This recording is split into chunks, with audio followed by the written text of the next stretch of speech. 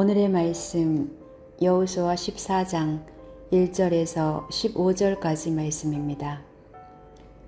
이스라엘 자손이 가나안 땅에서 받은 유산을 제사장 엘리아셀과 눈의 아들 여호수아와 이스라엘 자손의 각 지파 우두머리들이 다음과 같이 분배하였다.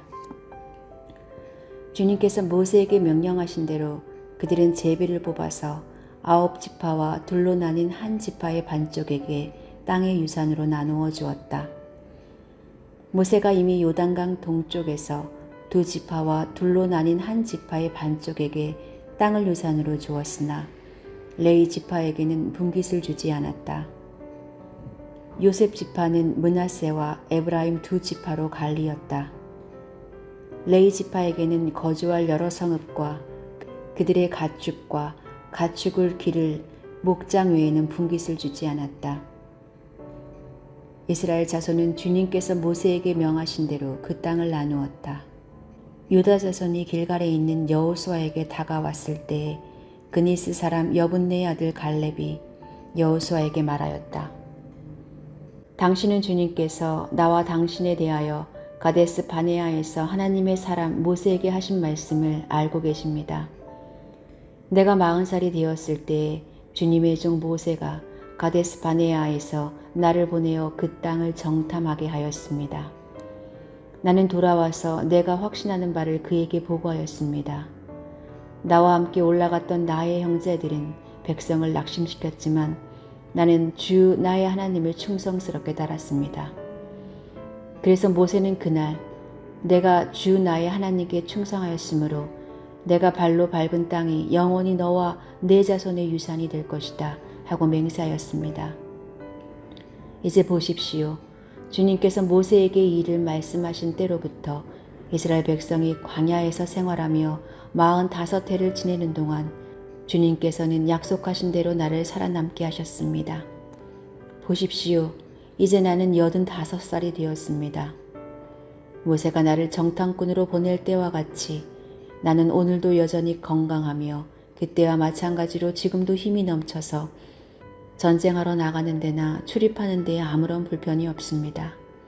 이제 주님께서 그날 약속하신 이 산간지방을 나에게 주십시오. 그때 당신이 들은 대로 과연 거기에는 아낙 사람이 있고 그 성읍은 크고 견고합니다. 그러나 주님께서 나와 함께 하시기만 한다면 주님께서 말씀하신 대로 나는 그들을 쫓아낼 수 있습니다. 여호수아가 여분네의 아들 갈렙을 축복하고 헤브론을 유산으로 그에게 주었다. 그래서 헤브론은 그니스 사람 여분네의 아들 갈렙의 유산이 되어 오늘날까지 이른다. 그것은 그가 주 이스라엘의 하나님을 충성스럽게 따랐기 때문이다. 헤브론의 옛 이름은 기닷 아르바였는데 아르바는 아낙 사람 가운데서 가장 위대한 인물이었다. 드디어 그 땅에 평화가 깃들었다. 그 일은 당연히 그 사람이 해야지 이렇게 생각하는 이들이 있지만 당연히 그 일을 해야 할 사람이라는 것은 본래 존재하지 않습니다.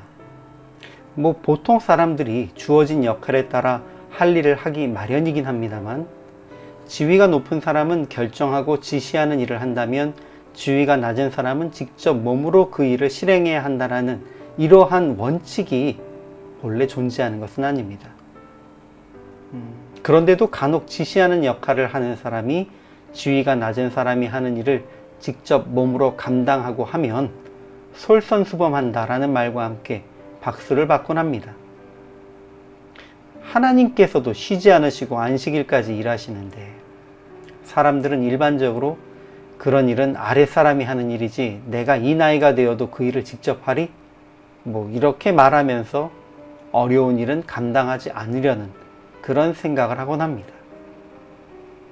그렇지만 누군가는 꼭 해야 하는데 아무도 그 일을 할 생각이 없을 때에 지도자가 직접 나서서 내가 그 일을 감당하겠습니다 라고 솔선수범을 보이는 것은 매우 중요합니다.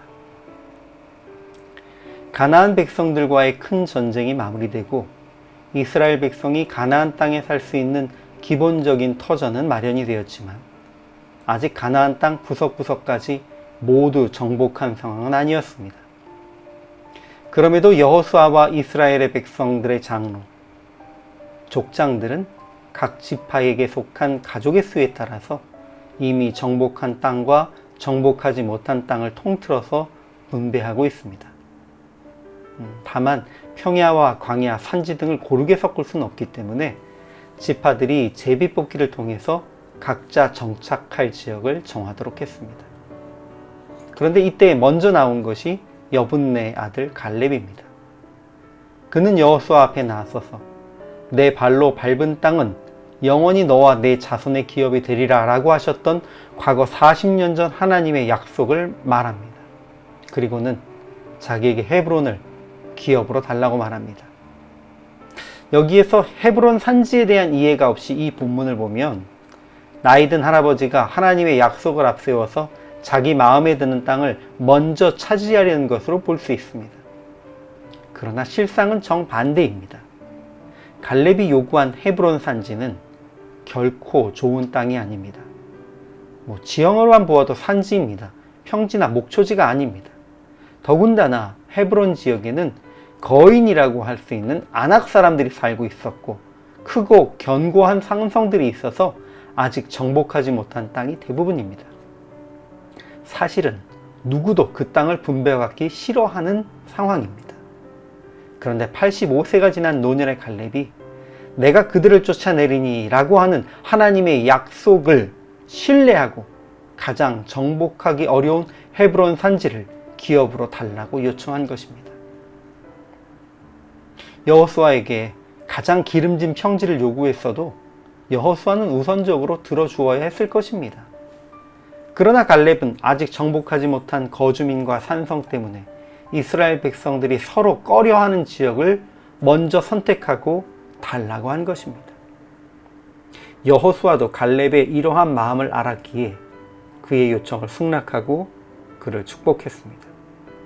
그리고 이어지는 본문은 그 땅의 전쟁이 그쳤다라고 말합니다. 하나님을 신뢰하는 지도자를 통해 이스라엘 백성이 승리했다는 것입니다. 편한 길, 내게 좋은 것을 주시는 하나님이 좋으신 하나님이라 생각하며 내게 조금이라도 불편한 것, 내가 노력해야 하는 일이 생기면 불평하고 원망하는 마음을 가지는 경우가 많이 있습니다. 그러나 하나님께서는 당신을 신뢰하고 어려운 길을 마다하지 않는 솔선수범하는 이들을 기다리십니다. 하나님께서 그들을 통해 승리함을 보이시고 그들을 통해 다툼을 그치게 하실 것이기 때문입니다. 아직은 갈렙보다 젊은 우리가 하나님의 이름을 위해 그리고 우리 뒤를 따르는 믿음의 다음 세대를 위해 솔선수범해야 할 것이 무엇인지 묵상하고 앞서서 그 일을 감당할 수 있기를 소망합니다.